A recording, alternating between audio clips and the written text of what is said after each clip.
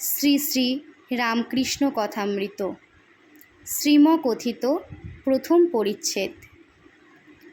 চাঁদনী ও দ্বাদশ শিব মন্দির।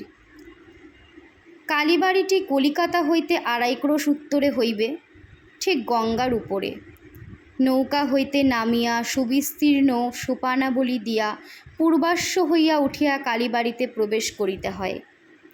এই ঘাটে পরমহংসদেব স্নান করিতেন। সোপানের পরেই চাঁদনী।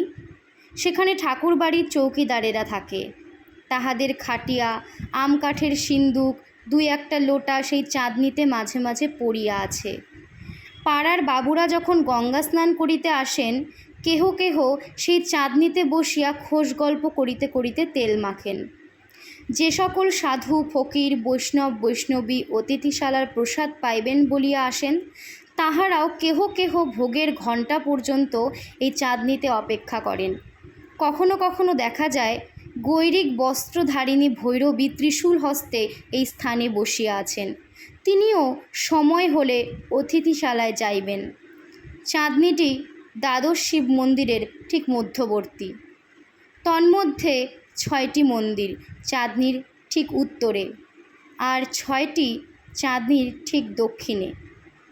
নৌকা যাত্রীরা এই দ্বাদশ মন্দির দূর হইতে দেখিয়া বলিয়া থাকে, ওই রানী রাসমণির ঠাকুরবাড়ি।